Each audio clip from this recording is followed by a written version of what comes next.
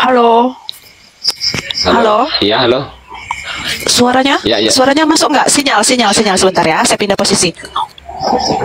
Pakai waktu ya naiknya? Enggak. Enggak. Bayar nggak? Enggak. Pakai gift nggak? Nggak punya gift nih? Enggak. Asik. Enggak. Oke. Ya, sip. Tutup poin tapi saya tak suka basa-basi. Tutupin aja. Ih, iya ini mau tutup poin ini. Ya, silakan. Apa ya? Kayaknya berat mau disampaikan.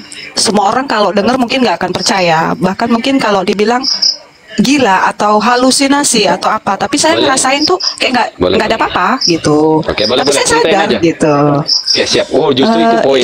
Itu materi kita itu. Itu topik Oke, kita buat banget. materi ya. Siap. Gini loh, Topik kita Mbak, banget. jujur ya, Ya, saya silakan. nih Tapi nanti dulu jujur Bunda, dari Dado di kecil. bawah aja dulu Dado ya. Apa? Dado di bawah dulu nanti Dado. naik. Beres si Bunda. Silakan Lah Kuning, Bunda. Gini loh, saya ini kan mau cerita sama siapa gitu kan. Masa iya Oke. saya ceritanya sama ikan gabus? Kan nggak mungkin. Dari kecil tuh saya ngalamin peristiwa-peristiwa yang itu di nalar saya itu nyata gitu. Tapi begitu saya mau cerita ke orang-orang yang lain tuh kayaknya nggak mungkin gitu kan. Karena pemahamannya mungkin nggak sampai. Itu Oke, dari kecil coba. loh. Oke, sampai di situ dulu Bun. Saya tanggap ya. Di Iya. imajinasi saya itu nyata. Maksudnya saya Iya. mau cross check saja. Jangan Betul, menggunakan betul. kata nyata. Di imajinasi saya itu ada gitu loh. Jangan nyata. Iya, Karena iya, iya. imajinasi Sip. itu nggak nyata ya. Nah, Monggo, itu monggo. lurusin bahasa doang. Nah, lanjut terus. Terus Oke. gimana? Saya ngalamin itu sendiri. Maksudnya saya simpen Oke. gitu kan. Saya simpen sampai kejadian-kejadian yang lain tuh tetap berlanjut. Oke. Nggak sampai sekarang gitu kan. Tapi anehnya saya cuma punya satu adik. Saya cerita sama dia. Ya kita satu frekuensi kali ya. Bahasanya Oke. nyambung. Oke. Itu kenapa ya? Kok saya dari kecil pernah masuk surau, saya sholat. Oke. Saya pikir saya kan mau tahajud ya zamannya waktu itu SMP lah. Pertama kali SMP saya pulang Jawa libur. Itu saya ngerasa kok di dalam masjid waktu saya masuk itu belum ada siapa-siapa. Waktu saya wudhu, nah setelah wudhu saya masuk ke lantai atas tuh lantai mau masuk dalam tuh udah penuh banget. Terus cahayanya tuh putih semua orang-orangnya gitu kan. Oke. Ya kayak orang sholat, beneran kayak orang sholat. Nah saya di tengah-tengah ibu-ibu itu, mereka semua senyum, ibu merinding saya sumpah demi Allah. Terus begitu sampai selesai, saya lihat golongan laki-laki ya di golongan laki-laki, golongan perempuan di golongan perempuan. Saya sendiri nggak diantar ibu saya. Udah saya tahan itu, diem aja saya pulang. Nggak ada rasa takut, nggak ada rasa kabur, nggak ada. Slow aja. Oke. Sampai. Oke. Oke. Terus. Ini Itu ini kan baru cerita ya, prolog baru cerita. Ya, Dan sampai- untuk sementara sampai di sini aja dulu. Menurut Ibu, Oke. menurut Ibu, apakah itu real atau itu imajinasi Bunda atau apa? Yang ingin Real.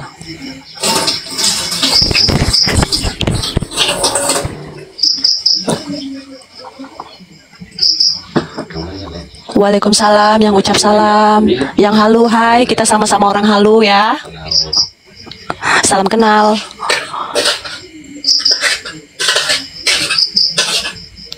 Mangan cubung iku, Mas apa jenenge Mas Bujangan. Kakean ngombe godhong kecubung.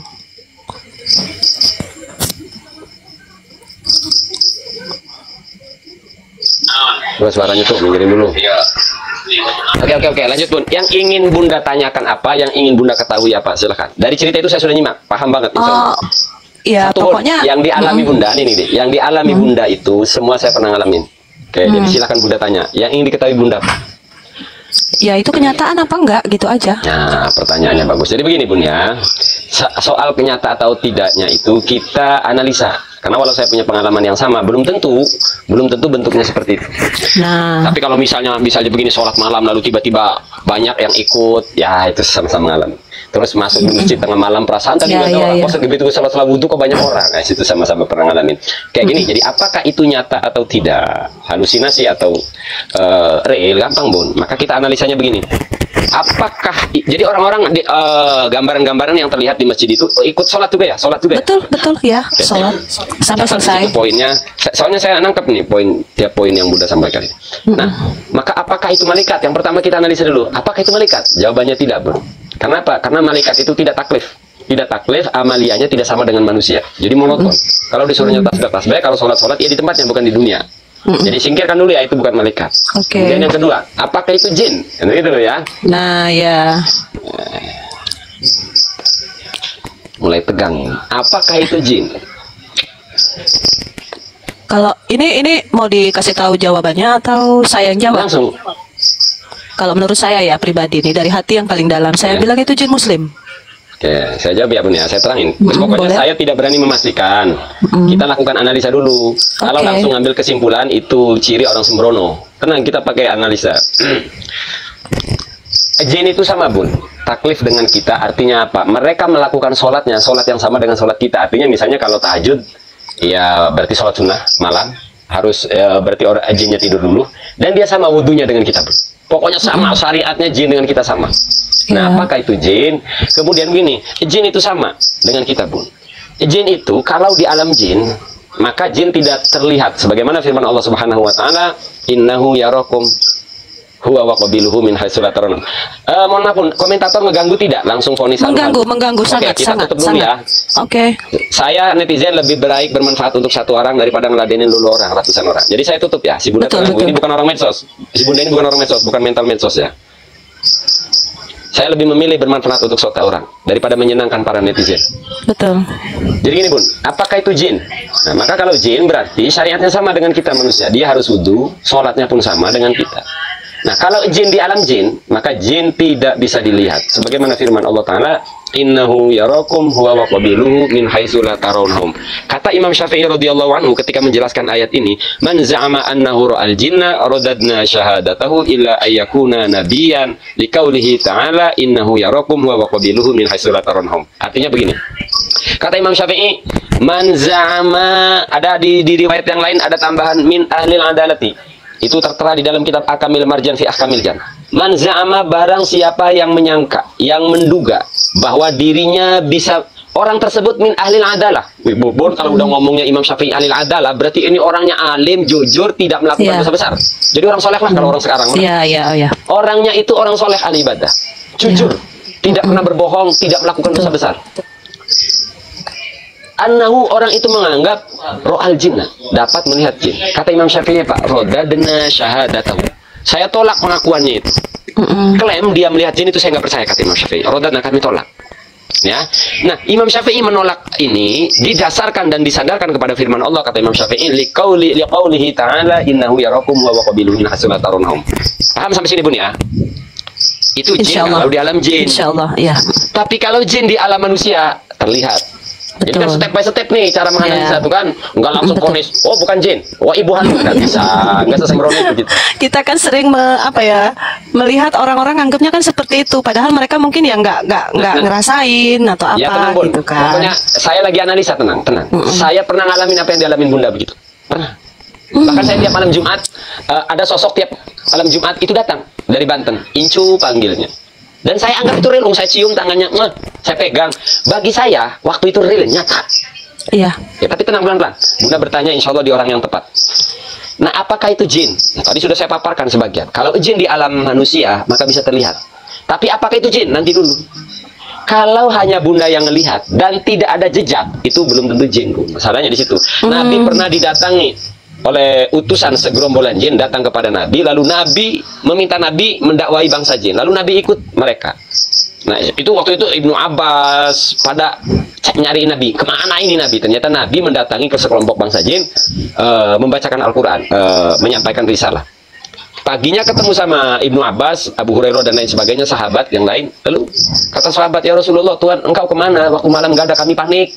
Nah, Nabi membawa para sahabat di tempat pertemuan. Nabi memperlihatkan asar, jejak pertemuan waktu itu. Nah, karena begini, jin itu, Bun, sama kayak kita. Jadi jangan dikira jin itu makhluk seperti malaikat, enggak, Bu. Jin memiliki fisik kayak kita, hanya dimensinya berbeda. Maka kalau jin nongol di alam manusia, jin terlihat. Jadi artinya begini, kalau jin nongol di alam manusia, orang lain tidak hanya Bunda melihat. Cirinya gampang, Bun. Misal nih, saya bertiga ngelihat satu gambaran. Kalau yang lihat cuma saya, pastikan itu takhyil. Itu dipastikan tahyil ataupun halusinasi. Karena jin kalau nongol, Bun, bisa ditonjok, bisa diintit tuh. Artinya kalau sampai satu ruangan banyak ke jin, itu pasti wudhunya di wudhu di masjid tersebut, jejak-jejaknya pasti ada. Nah, inilah yang saya belum bisa vonis apakah itu jin atau bukan. asumsi saya ya, prediksi saya itu masih takhil. Tapi ini prediksi sementara. Sebelum saya mengambil kesimpulan, saya ingin tahu isi pikiran Bunda dulu. Nah, lingkungan Bunda, saya ingin mengenali lingkungan, circle Bunda. Nah, circle Bunda ini orang yang kental terhadap mistis apa tidak? Enggak. Tidak percaya dikit-dikit jin-jin. Oh, tidak juga. Keluarga Enggak. Bunda tidak? Alhamdulillah Atau Bunda biasa-biasa aja. Oke, circle Bunda. Teman-teman, Enggak ada juga. tontonan. Oke. Enggak ada. Nah, kalau begitu saya tidak bisa memvonis Bunda ini apa yang dialami. Satu, ini pernah dialami oleh abah saya, Bun ya. Abah saya kalau jarah ke buyutnya, itu dikasih air katanya, Bun. Lalu diminum. Itu berpuluh-puluh Jumat, bukan sejumat. Lalu abah saya nanya, persis kayak Bunda ini kejadiannya. Nanya ke saya, lalu saya jawab begini, bah gampang, saya tidak bisa memvonis itu siapa, nggak bisa memvonis. Maka ada yang bisa membuktikan itu apa, bah? Kalau abah dikasih gelas lagi, seret, dipegang, jangan dikasihkan gelasnya. Pegangin terus sampai selesai jarah. Bawa balik. Kalau bendanya ada, berarti real itu. Entah malaikat atau jin. Yang jelas bukan buyutnya, karena buyutnya sudah di alamnya ya. Entah malaikat ngerubah bentuk atau jin ngerubah bentuk. Yang jelas bukan roh.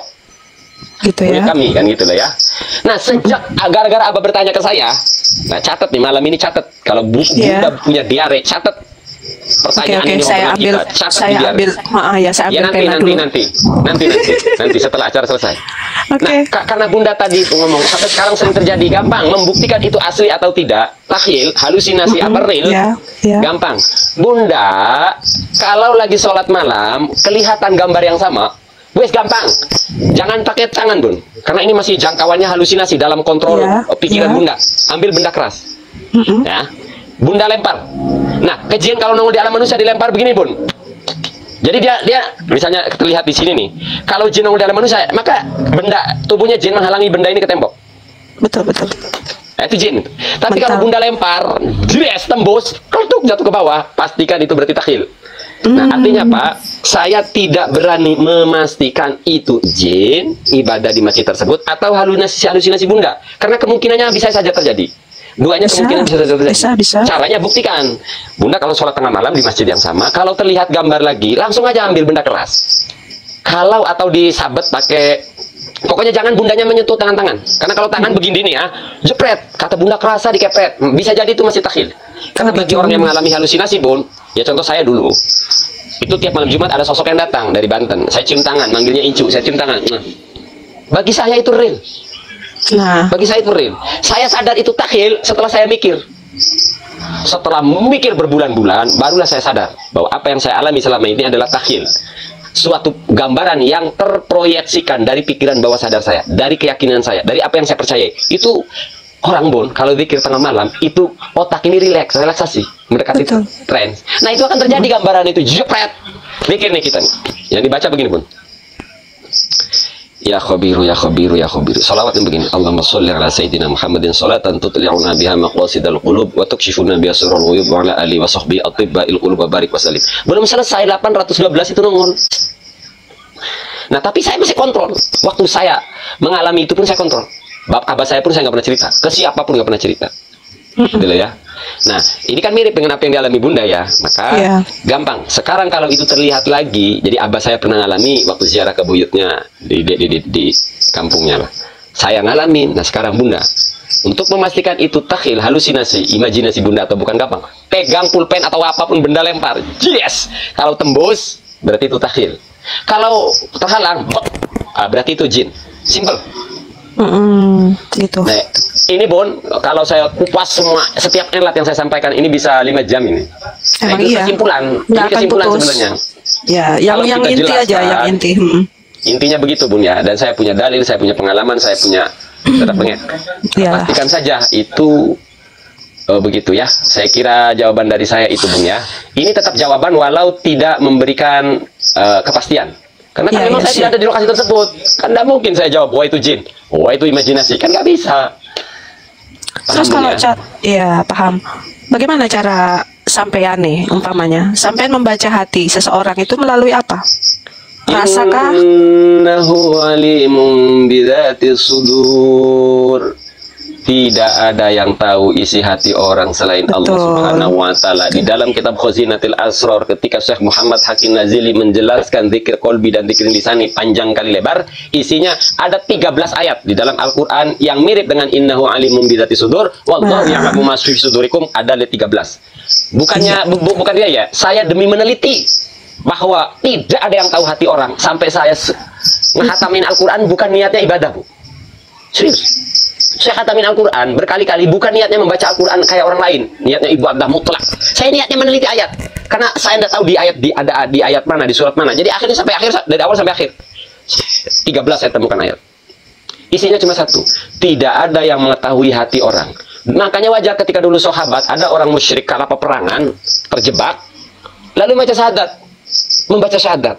Lalu karena menurut penglihatan sahabat ini, dia baca syahadat cuma pura-pura, akhirnya dieksekusi akhirnya oleh sahabat. Kelihatan sahabat yang lain dilaporkan ke Nabi, ini sahabat kena fidyah, dihukum oleh Nabi. Apa kata Nabi? Batinnya urusan Allah, urusan kita sesama adalah kalimat syahadat, kalimat tauhid la ilaha illallah. Artinya ketika orang itu sudah membaca kalimat tauhid, membaca syahadat, dia dihukumi muslim. Adapun hatinya itu tidak boleh kita hakimi, karena tidak ada yang tahu. Artinya apa? Iya. Sahabat ketika sok tahu dalamnya orang dihukum oleh iya, Nabi. betul. Nabi dihukum. Memang betul.